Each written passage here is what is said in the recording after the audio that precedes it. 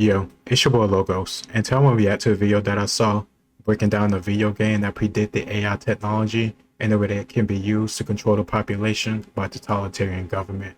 I think this is very relevant because nowadays we're very worried about AI technology, even though the AI that we do have now isn't as advanced as it could be. I don't think we should wait till stuff hit a crisis situation to talk about it, and I also think video games aren't just time wasters. I think video games can be a viable form of art depending on the story or game that you choose. And I think this video will point that out to us because, I don't know, AI could be a serious problem if you go down the Terminator route, but I don't know. I don't want to wait till that happens. I want to talk about it now and get these discussions or conversations in the air before we all end up trying to go back in time and save the world or some shit. Let's get into it. For the past 4 years on this channel, I have made videos on various topics, but by far the most popular form of video I have done centers on video game analysis. What I think made them so popular is that instead of being your usual video game review, I have focused primarily on narrative. Specifically, I have focused on what I believe are the best stories in the video game canon. For 20 odd years, video game narratives have been demonstrating a capacity to confuse, entice, and emotionally manipulate their audience in the most positive of ways. Most recently, in fact, I have been putting forth the argument that video game narratives have demonstrated such sufficient profundity that they sometimes have matched the greatest stories told in other mediums. To continue our collective celebration of our modern-day digital mythology, I would finally like to give full attention to a game which I would argue has the most profound moment in gaming history. I refer to the final codec conversation from Metal Gear Solid 2. While I have done several videos on Metal Gear Solid 2 in the past, I have never given full analytic attention to this specific moment. The main reason why is because somebody has already done so. My all-time favorite YouTube video is titled The Most Profound Moment in Gaming, MGS2 AI Conversation Analysis. Though it was released— How fun, he got the same, well, half of his name is the same as mine. Almost 9 years ago by its creator, Logo Steve, I pondered for a while how I might do a better job than he did. However, given our current cultural context, I believe I have a few other worthwhile things to contribute. The advent of subjects like fake news, the resurgence of rampant political correctness, and our tendency towards online tribalism has imbued this conversation with a much denser sense of meaning. To those who consider themselves gamers but have never played a Metal Gear Solid game, you are obligated to at least listen to this final conversation. Okay, I'm gonna be honest with you. I'm a gamer. I play video games at maybe like 3 years old. Super Mario, SNES, 64. I've never played I've never played Metal Gear Solid. Part of the reason of that is because I had an Xbox, then Xbox 360 growing up. I didn't start playing PlayStation games until I got a PlayStation like in 2015, 2016. But I do know the Metal Gear Solid story for the most part, and Snake is one of my favorite characters in video games. So maybe I'll end up playing it in the future. Maybe when I end up live streaming in the future, maybe I can live stream it because I never played any Metal Gear game before. Not only will you be enlightened by its philosophical commentary, but you will be terrified by its implications, as I have been for my entire life. Raiden, are you receiving? We're still here. How's that possible? The AI was destroyed! Only GW. Who are you? To begin with, we're not what you'd call human. You look lost. Over the past 200 years, a kind of consciousness formed layer by layer in the crucible of the White House. It's not unlike the way life started in the oceans 4 billion years ago. The White House was our primordial soup, a base of evolution. We are formless. We are the very discipline and morality that Americans invoke so often. How can anyone hope to eliminate us? As long as this nation exists, so will we.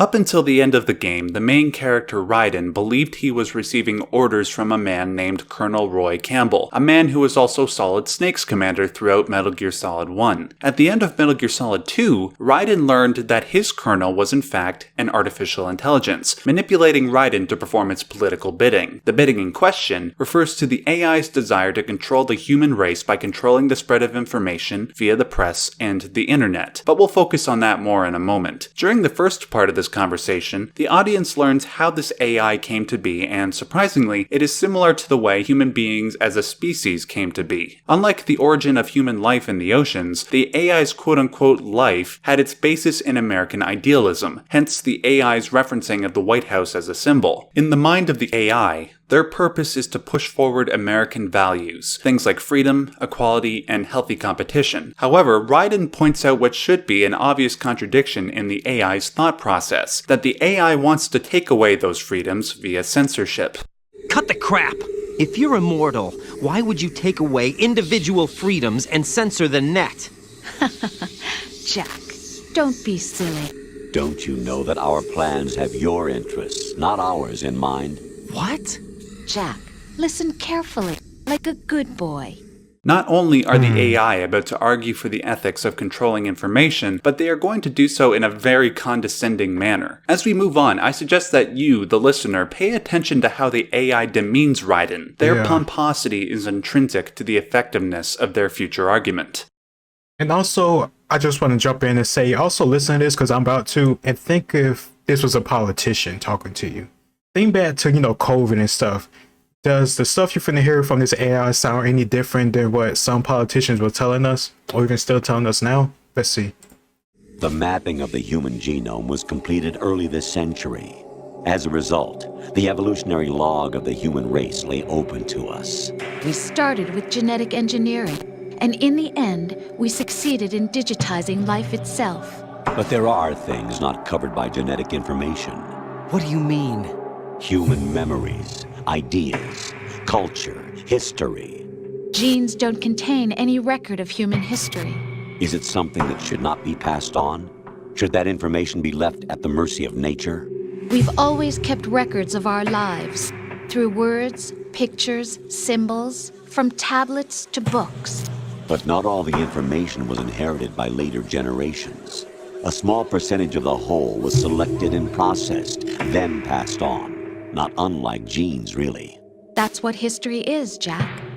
What the AI is trying to do here is illustrate how genes function similar to how memes function. If genes are, quote, a unit of heredity which is transferred from a parent to offspring and is held to determine some characteristic of the offspring, then a meme is something like an ethic, a fact, or an opinion that later generations inherit. Like genes, memes are also subject to a process called natural selection. If certain organisms are better adapted to their environment than others, then their genes are passed on to the next generation while others have the potential to die off. Similarly, if certain memes seemingly hold enough meaning or logic, then supposedly they survive better than memes that do not. What distinguishes memes from genes is the nature of the selection process. Genes are more or less subject to the amoral discretion of nature, but memes can be analyzed and weeded out via moral discretion. However, the AI will now illustrate how the natural selection of memes bears a unique problem in the internet age compared to the past few centuries. But in the current digitized world, trivial information is accumulating every second, preserved in all its triteness, never fading, always accessible. Rumors about petty issues, misinterpretations, slander.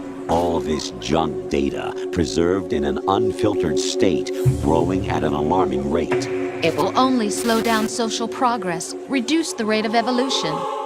Prior to the internet age, information was curated. We read about the news in newspapers, watched the news on TV, and it was all funneled to us after passing through a, hopefully, professional body. Granted, there was a greater potential for curators such as journalists, editors, and academics to manipulate information to fit their various political biases, but at least there was some form of selection process going on. In the age of the internet, however, information is released so fast that it is impossible to control the discussion. Instead of listening exclusively to reporters, we are left to our own devices to derive what is valuable. Except, unlike the curators in the pre-digital age, the general population does not know how to separate the wheat from the chaff. We will focus on small, trivial issues like a celebrity's love life, rather than macro issues, such as the cumulative monetary debt of the Western world. We will only listen to news sources that confirm our pre-existing political leanings and ignore any challenging voices. If it sounds like I'm engaging in apologetics for censorship, I am not. I would never censor information under any circumstances. But What does one do in respect to the destructive influence of human bias? The AI goes on to propose a solution.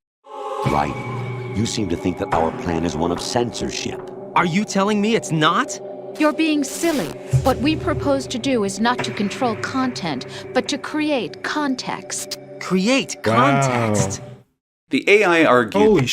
Holy maybe I'm tripping, maybe I'm just looking too deep, but that doesn't sound too far than these fact checkers that you saw on Facebook, Twitter, and all these other places, even on YouTube. If you have a title related to COVID-19, maybe they even detect you talking about COVID-19, they'll throw in some shit about the CDC and check the cdc.gov and this, that, and the other, even though most people now don't even trust those places.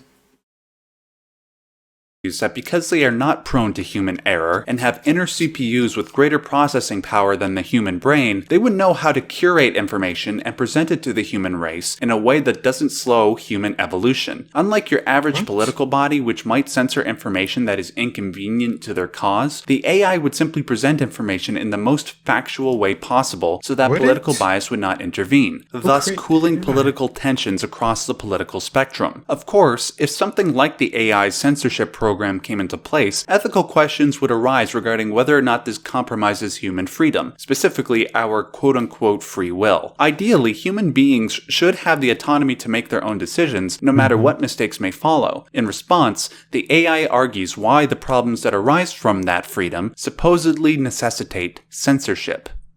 The digital society furthers human flaws and selectively rewards development of convenient half-truths. Just look at the strange juxtapositions of morality around you. Billions spent on new weapons in order to humanely murder other humans. Rights of criminals are given more respect than the privacy of their victims. Although there are people suffering in poverty, huge donations are made to protect endangered species. Everyone grows up being told the same thing. Be nice to other people.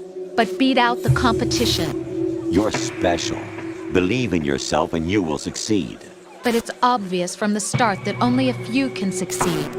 You exercise your right to freedom, and this is the result. All rhetoric to avoid conflict and protect each other from hurt. Here, the AI illustrates the various ways in which human error corrupts truth. That human error arises from an instinctual drive to protect ourselves emotionally and physically, which truth tends to threaten. For instance, let's say a religious fundamentalist is confronted with various scientific truths that challenge their worldview. Let's say the fundamentalist loses faith when confronted by those truths. What happens psychologically is that because the fundamentalist no longer has a belief system to make sense of the world, they are thrown into a mental pit of confusion and resentment. That loss of structure and certainty is so painful to the ideologue that it seems it would be better to avoid that feeling at all costs. This instinct is endemic to almost all human beings. This is why we separate ourselves into political tribes and won't consider the ethical implications of our positions. For instance, Damn, I might have cut him off in the middle, but that sounds very similar to what we've seen over the past, 10 years almost? With echo chambers and people fighting on both sides when you go to rallies and political rallies. I'm of the opinion that you should listen to everybody. Shoot, I listen to FD Signifier and he's a freaking Marxist. And he calls me a coon because I'm not a Marxist. So I think you should just listen to everybody and just engage in debate. Because if you don't, then you're going to have people being angry, upset, feeling like they're victims, saying that everybody's attacking them, this and the other. And those people usually don't just shut up and stop doing a good or bad thing they're doing. They keep doing the same thing just in secret. And until they're ready to explode and try to take control or whatever, they're going to stay under the radar. That's why I'm not a fan of people being censored. It's not a good way of going about things. If people want to be talking and look stupid or say something stupid, let them say something stupid publicly. Look at Nick Fuentes. He seems to be a white supremacist or whatever they call him. I don't look at him or watch him or listen to him and be feeling bad or angry or anything like that. I just look at him, listen, and laugh half of the time because he can't even take himself serious. So how can I take him serious? I don't know. Maybe that's just me. It seems my generation loves to be offended about everything and not just cut off the screen or walk away or say, you disagree on this topic. I think the other way. We don't have to chill. We don't have to hang out. We could just leave each other alone. It seems nowadays people want to just fight, argue, and say you're this, that, and the other if we have a disagreement. And I hate that shit. instance, is it right to be pro-choice or pro-life? Instead of considering the validity of either side's argument, the pro-life crowd will chastise the pro-choice crowd as being on par with murderers, and the pro-choice crowd will chastise the pro-life crowd as being misogynist, religious zealots that want to control women. These low-resolution assumptions exacerbate tensions between political parties and can potentially lead to violent conflict. Most people... He fucking kicked this guy, like, he kicked a woman because I think she was pro-life or something. I don't care how the fuck you feel. Don't be punching or hurting people. What's his name? Jordan Hunt? Yeah, he kicked the female anti-abortion activist. Says right there on the bottom with my mouse over. And he kicked her. And he did like a wind-up spinning kick, like some shit from Liu Kang from Mortal Kombat. Because she's not pro-life. Or she's not pro-abortion. This is sad. You don't need to do this shit. His bitch ass, after he kicked her and the camera like hit the ground and everything, because he kicked her in the fucking face, I think. Or at least knock the phone out of her hand. And he gonna say, I'm sorry, I don't know what happened. I ain't mean that. I ain't mean to hit you. You literally wind up and kicked her. Fucking weirdo. Will avoid these difficult conversations to preserve order. But if you ignore them long enough, political positions become cemented, and people will kill each other before they admit that they're wrong about something. The AI then present a future where human bias corrupts the flow of information. The untested truths, spun by different interests, continue to churn and accumulate in the sandbox of political correctness and value systems. Everyone withdraws into their own small gated community, afraid of a larger forum. They stay inside their little ponds, leaking whatever truth suits them into the growing cesspool of society at large. The different cardinal truths neither clash nor mesh. No one is invalidated, but nobody is right. Not even natural selection can take place here. The world is being engulfed in truth. And this is the way the world ends, not with a bang, but a whimper. As we saw in the 20th century, whether it is with Hitler's fascism or Stalin and Mao's communism, the ideologically possessed would rather kill millions in the name of their ideology rather than consider the arguments of their political opponents. We see this type of attitude in its nascent stages in the digital age, whether it's calling everybody who disagrees with you a racist, sexist, homophobic Nazi, or a West-hating communist. This attitude is pervasive throughout social media, forums, and comment sections. This type of inflammatory language has further polarized our political climate and has resulted in violent clashes. In the mind of the AI, this is due to the fact that we insulate ourselves by staying inside our little ponds and casting all outsiders and dissidents as bad people. If this continues to happen, who knows what violent oppressive future might manifest? Unlike the reality of MGS2, where a supposedly benevolent AI can make the hard decisions for us, our reality might become a sort of Orwellian nightmare, which the AI wants to prevent. We're trying to stop that from happening. It's our responsibility as rulers. Just as in genetics, unnecessary information and memory must be filtered out to stimulate the evolution of the species. And you think you're qualified to decide what's necessary and not? Absolutely. Who else could wade through the sea of garbage you people produce, retrieve valuable truths, and even interpret their meaning for later generations? That's what it means to create context. I want to remind you all that Metal Gear Solid 2 came out in 2001. This game was warning us about the advent of fake news, misinformation, and half-truths roughly 2 decades before the issue captured our collective attention. Worse yet, not only do the AIs describe a potentially dystopian future for both our reality and the reality of the game, but they also make us inadvertently realize that we currently have no constructive solution to the problem. The only tactic available at the moment is for individuals to strengthen their moral compass and call out misinformation where possible. However, given humanity's inherent imperfection, even the best of us are prone to mistakes. Worse yet, instead of bolstering the best among us despite their mistakes, we will feverishly exacerbate the mistakes of our opponents for political gain. We see this quite vividly in what has been aptly termed call-out culture. For instance, it is thanks to this culture that there is no host for the Oscars this year. It is thanks to this culture that people will be fired from their job over a tweet they made 10 years ago. A person might even be fired for a tweet that was taken out of context, when said person did nothing wrong whatsoever. Worst of all, it is thanks to this culture that we will elect politicians not based on their ethics or policies, but on how effectively they can punch the other side. And let me re-emphasize, we have no solution to this problem. In the reality of Metal Gear Solid 2, however, a hypothetical solution is presented. Because people abuse the responsibility that comes along with freedom of speech and expression, and would rather attack people than their ideas, a system that controls information must be set up, supposedly for our own good. The AI go into more detail regarding this solution as the conversation goes on. However, that analysis will have to be saved for the second part of this video. Thank you so much for watching, ladies and gentlemen. If you liked this video and understand the importance of the message I'm trying to convey, please share it around. Also, I implore you to check out Logo Steve's original video, The Most Profound Moment in Gaming. Okay, so I'll probably go and check out his video, and I'll probably do a reaction of part 2 of this because I really like this video. This is a video I would watch in my free time, honestly. But the fact that it's about AI, echo chambers, and political stuff, it seemed very relevant to this channel. So that's why I decided to talk about it. Even if it's about video games, I love video games. I never shy about that. And I think they're very relevant, and they are a form of art. I'm very worried about this whole political climate that we have. This video came out about 4 years ago. So that was about what, 2019, maybe 2018.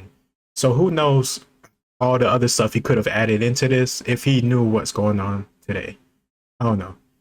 I don't have an exact solution to all this chaos that we're living in nowadays. The best I can do is, call out the chaos and try to give a little perspective on it. My perspective isn't, God or the one above all or anything like that. I try my best to try to bring some logic to it, but I'm always welcome or open to other people commenting and tell me what they think about it. I don't know, this is like a very relevant video that a lot of people can have some say on, because I think we all have some type of political leaning, even if it is more of the neutral side. Me personally, I'm not a Democrat or Republican. I'm just somebody in the middle, and depending on the candidate or the policy, then I'll support you. I'm not going to support you just because you're race, color, gender, sexuality, or because you're very, attacking in the quote-unquote good way of the other side. I'm not just about going after people. I'm all about solutions. And if you're just going to a debate to attack people in their personal life or their past mistakes instead of policy or their competence, I really don't see as somebody I want to support or vote for. You could be a politician, or you could be a quote-unquote content creator or influencer. I hate that word, influencer. I'm not letting anybody I don't know influence me without a sound argument. But that's just me. I've always been that way. Let me know what you think in the comments down below. And let me know if you like this video. It's your boy Logos. Like, share, and subscribe. And I'll see you next time. Peace.